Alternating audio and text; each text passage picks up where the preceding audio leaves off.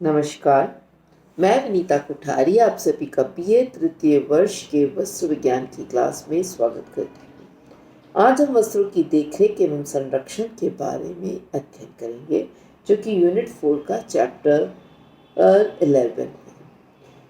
वस्त्रों का सही चयन, कुशलतापूर्वक खरीदारी एवं प्रयोग जितना आवश्यक है, उतना ही कई ज़्यादा आवश्यक है इसकी उचित देखरेख, संरक्षण और संचयन करना। उचित देखरेख, संरक्षण एवं संचयन के अभाव में कीमती से कीमती वस्त्र भी कुछ ही दिनों में व्यर्थ हो जाते हैं। अतः वस्त्रों एवं पोशाकों की अच्छी तरह से देखभाल करनी चाहिए और विशेष रूप से उत्कृष्ट, सुंदर, महंगे और बहुमूल्य वस्त्रों की जो देखरेख है उसको हमें साथ संभाल कर एवं संरक्षण का नितांत जरूरी है, क्योंकि ऐसे वस्त्र हम रोज रोज नहीं बना सकते। और हम कह सकते हैं, अंग्रेजी में कहावत है कि beautiful clothes deserve good care. अच्छी तरह से संभाल कर रखे गए वस्त्र पर परिधान योजना में काम आते हैं। वस्त्रों की उचित देखरेख एवं संचयन उनमें नया रूप प्रदान करते हैं तथा लंबे समय तक उन्हें जीवन, ताजगी, टिकाऊ और दीर्घायु बनाते हैं। इस तरह वस्त्र लंबे समय तक प्रयोग किए जा सकते हैं और नए के नए दिखते हैं, अतः उनकी कार्य क्षमता में भी वृद्धि हो जाती है। समायोजित परिधान हमें सामाजिक प्रतिष्ठा भी दिलवाता है, हमारे व्यक्तित्व को निखारता है, साथ ही हमारे शारीरिक दोषों को भी छुपाता है और हमें विशिष्ट गुणों को बढ़ा चढ़ाकर दिखाता है। ऐसी स्थिति में हमारा परम कर्तव्य हो जाता है कि हम वस्त्रों की देखरेख हम बिल्कुल उचित देखभाल करें। ऐसी स्थिति में हम देखें कि हमने यदि अपने वस्त्रों को सही तरीके से नहीं रखा, उनमें दाग धब्बे लग गए, लापरवाही हुई, तो हमें कई बार जो हमारे कपड़े हैं उन्हें कीड़े, फफूंद, बैक्टीरिया, चूहे आदि नष्ट कर देते हैं। और यदि हमने उचित धुलाई और सुखाने की प्रक्रिया नहीं अपनाई तो हमारे कीमती से कीमती वस्त्र, जैसे ऊनी वस्त्र, गर्म वस्त्र बेकार हो जाते हैं। धुलाई की सही प्रक्रिया न अपनाने पर ऊनी वस्त्रों को जैसे हम लटका कर सुखा देते हैं तो वे लंबे चौड़े हो जाते हैं, उनकी आकृति बिगड़ जाती है।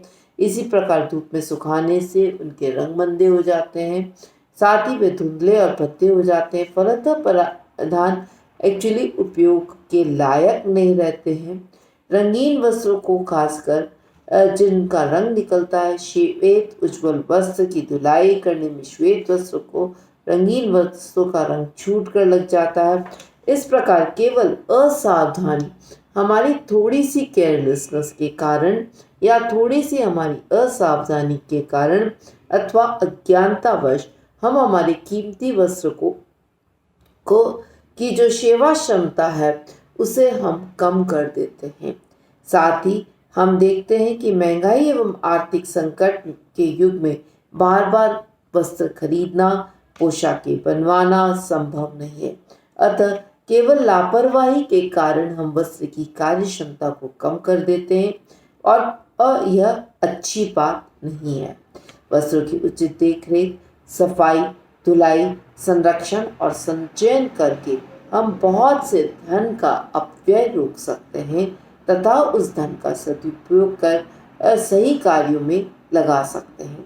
यह सर्वथा सत्य है कि साफ सुथरे, ठीक से क्रीज किए हुए, सजे संवरे वस्त्र समय पर पहनने में काम आते हैं तथा हमारी सामाजिक प्रतिष्ठा को बढ़ाने में मुख्य भूमिका निभाते हैं, क्योंकि इससे हमारा व्यक्तित्व आकर्षक, सुंदर, गतिमान, मनोहारी लगता है। हम देखते हैं कि वस्त्र साफ करके दाग धब्बे छुड़ाकर पहनते हैं तो वो उन्हें यदि हम तो जैसे ही दाग धब्बे लगते हैं और उन्हें नहीं छुड़ाते हैं समय पर, तो वे एक्चुअली परमानेंट स्टॉप्स हो जाते हैं और स्पॉट्स हो जाते हैं और गंदे कपड़े, कीड़े, फफूंद, बैक्टीरिया लग जाते हैं तथा नष्ट कर डालते हैं। अतः इन वस्त्रों को हम दोबारा प्रयोग में लाने में उचित नहीं रहता है। हमारे पूर्वजों ने कहा है, तुम वस्त्रों की रक्षा करो, वे तुम्हारी रक्षा करेंगे।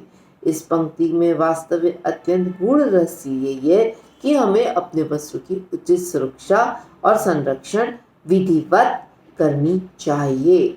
साथ ही हम इस तथ्य से भी अवगत हैं कि वस्त्र में हम सब पर हर घड़ी हर समय नाता रिश्ता रहता है। सोते जागते बैठते उठते खेलते कूदते प्रवास करते कार्यालय एवं अन्य स्थानों पर हम जहाँ कर भी रहते हमारे शरीर पर वस्त्र रहता है। इसी से हमें सुरक्षा मिलती है। इसलिए हमारे वस्त्र हमारे शरीर को सुरक्षा प्रदान करने के लिए और शरीर को विभिन्न प्रकार के इन्फेक्शन से बचाने के लिए वस्त्रों का साफ सुथरा होना आवश्यक है। हम देखते हैं कि the greater we care we take of it the longer it will last and better it will सर्व।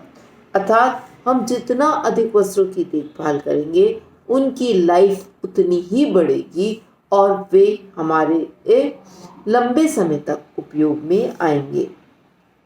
वस्त्रों को कुछ समय का विश्राम देने से भी उनकी कार्य क्षमता में वृद्धि हो जाती है।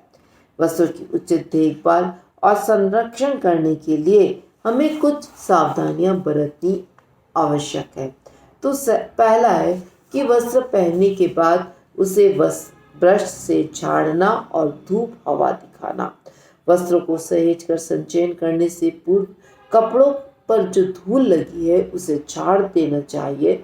उसके लिए हमें ब्रश का उपयोग करना चाहिए और पहनने के पश्चात वस्त्र को थोड़ी देर हवा में लटका देना चाहिए। हैंगर वगैरह पे टांग देना चाहिए या डोरी पर लटका देना चाहिए, जिससे कि वे वातावरण के संपर्क में आए और झटकने से उनकी या ब्रशिंग करने से उनके धूल कण गंदी मिट्टी आदि चढ़ जाए।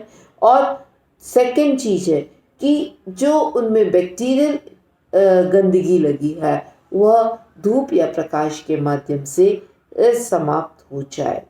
यूजुअली हम देखते हैं कि धूल कण में हानिकारक फफूंद और बैक्टीरिया उपस्थित होते हैं जो वस्त्रों के रेशों को क्षति पहुंचाते हैं।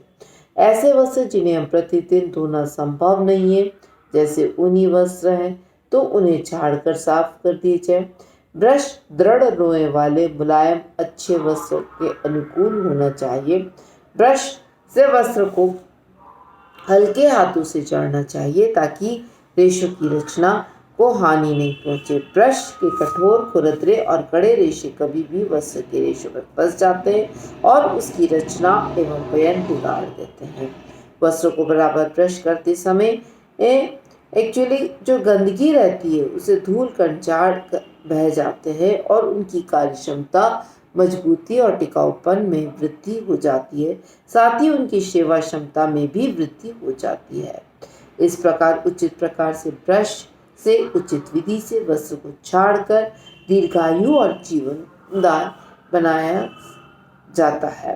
पहने जाने वाले वस्त्र प्रयोग के पश्चात गंदे हो जाते हैं तो त्वचा से पसीना छूट छूट कर वस्त्र पर लग जाता है।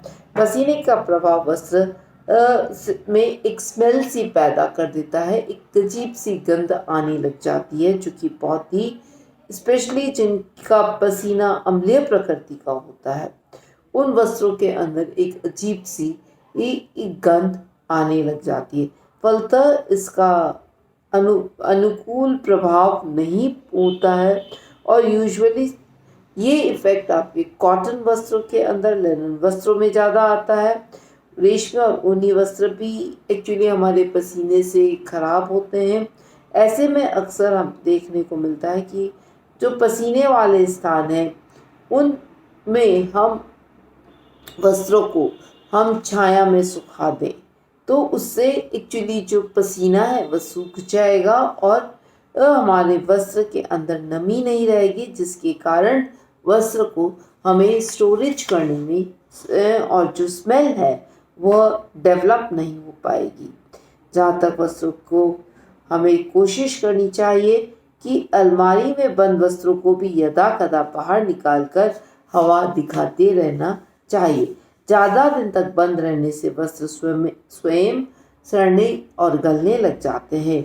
जिन वस्त्रों की सफाई धुलाई के उपरांत बंद करके रखने में होते हैं उन्हें अच्छी तरह से सुखाने, नमी रहित करने के पश्चात ही हमें अलमारी में अथवा बॉक्स में संचयन करना चाहिए।